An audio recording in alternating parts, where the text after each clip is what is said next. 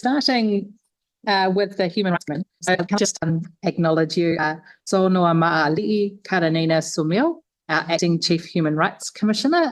Welcome and thank you for joining us. We've got 10 minutes to hear from you, and so we will leave some time for questions if you'd like us to do that. Over to you.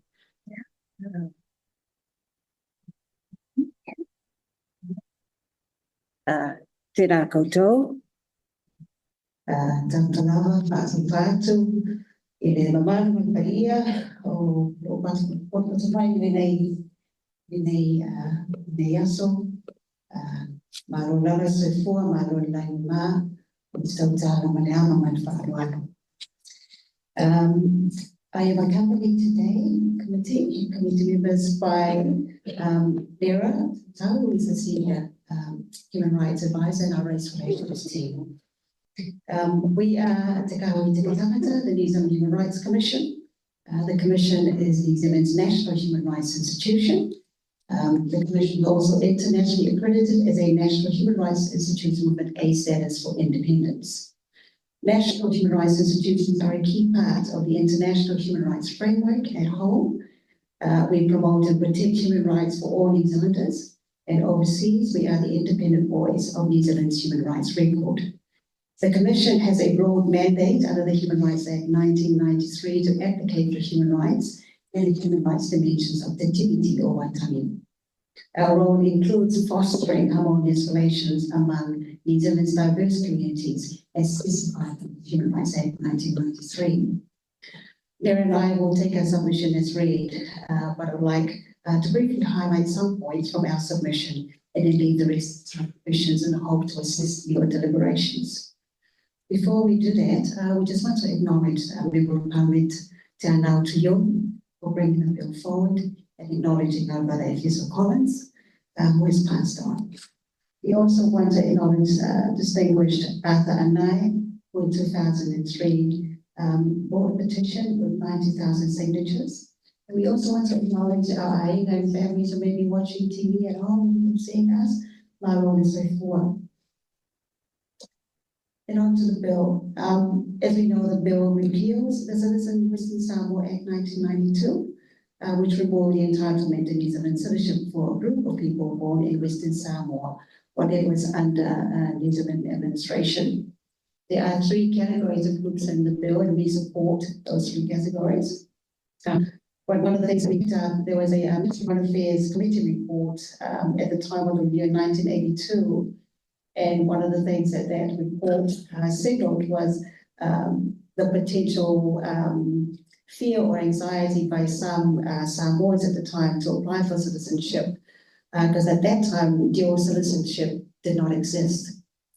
So the loss of potential rights to land and voting rights at home may have been a factor that contributed to people not taking up the option of applying for citizenship at the time. So this bill hopefully will alleviate that and create some bridge for those people to then come forward. It also known that the 1980 Act was passed under urgency in response to the Privy Council decision that affirmed the citizen rights of Whalemā'ilisa. The 1982 Act removed citizenship rights from a specific group of people born in Western Samoa between 1924 and 1948, and consequently their descendants. We want to make a point, committee, about the use of urgency. That we know from our recent experience, the use of urgency, it doesn't necessarily give time for those affected by legislation, number one, to understand what's being proposed, and number two, to then participate. So we want to raise that today, because we have heard another submitter early on today raise the issue that perhaps awareness of what was going on in Samoa wasn't probably what we had thought. So we want to raise human rights not only about the outcome of what the state does, it's about the process. So it's really important that people who are going to be affected by legislation are given the opportunity to genuinely participate. And we want to acknowledge the committee for actually creating this opportunity. This is clearly, we have moved on from 1982, and to have this opportunity created, to have those affected not only in New Zealand, but those making submissions from Samoa. I congratulate the government and parliament for making that happen.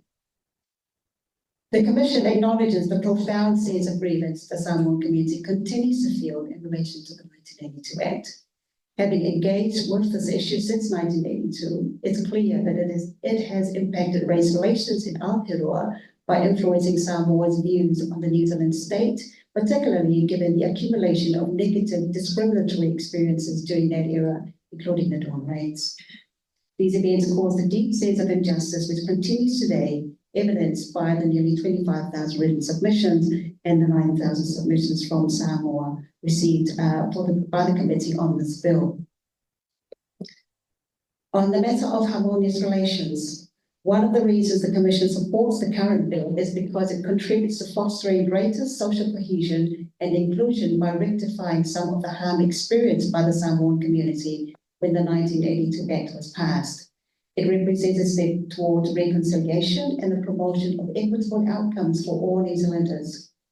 The bill also recognises the valuable contribution of the Samoan community to New Zealand and the importance of maintaining good relationships with our Pacific neighbours.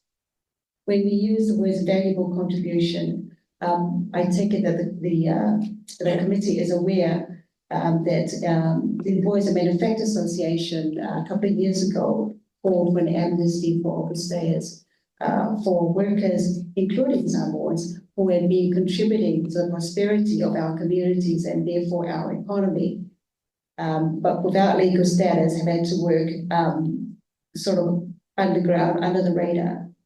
Not only does that mean that we are missing out on tax intakes, it also makes people vulnerable to issues like migrant exploitation and so forth. So this is a good step forward. The Commission strongly supports the bill. There are some things that we'd like the committee to consider and perhaps make more specific, which is the implications for descendants. And we'd also like to recommend that a redress mechanism is established to address the harmful impacts of the 1982 Act. This process should be TBD and human rights based and be developed in consultation with the whenua and affected communities both in Samoa and New Zealand. I'll stop there. Thank you. Thank you. We've got a couple of minutes for questions. Do we have any for the discussion? Yeah, possibly. Thank you. Thank you for taking the time to come and see us today. Really appreciate it. I had a few questions, but I'll try and keep it really short. Just two specific ones. One, you set out here that the UN committee found that there were no human rights breached, but you talk about it, New Zealand having a low bar. Just so we're really clear, are there in the Commission's view any legal rights that are breached? I'll hand over to Leo because it's quite a technical case on it. Thank you. So you're referring to the Tawala case in the United Nations Human Rights? 2001? Yeah. Yes, sorry. So, as the Commissioner mentioned, it's quite a complex case and I don't want to unfairly represent it. So if we can, we'll come back to the committee in writing on that, if that's okay. That's but fine. very briefly. Yeah, that's the Human Committee was considering the admissibility of that complaint, so it didn't actually get to engage with the substantive points around rights breaches because it found on admissibility grounds and also because of the particular circumstances of those specific individuals. That's fine. And my other one, and then I'll hand over to Mr. Foster, but was I'm aware that there were a number of other League of Nations mandated countries around the world. Think of Southwest Africa, now Namibia, New Guinea, now part of PNG, Nauru. Are you aware of how the same issue has been handled in those countries? Have any of those gone on to get citizenship for the countries that had that administrative mandate at the time?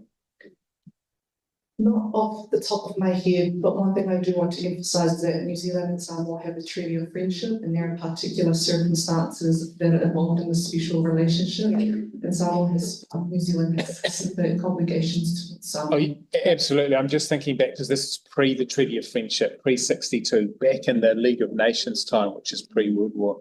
So just So wondering. the 1982 Act came into force after the Treaty of Friendship had been established, so it would be read in the context of that treaty, in spirit of it. Okay, we're going to need to move on. Andy, quickly. Yep. Just very quickly, you said 1982 that there wasn't right of dual citizenship. Correct. When did that get changed? So Samoa updated their citizenship laws in 2004 to allow for. So that dual was a citizenship. Samoan end Yes. one rather than New Zealand end one on that particular instance. Okay. Okay. Yeah. Thank you. Thank you. That's been a really helpful submission. David Louis.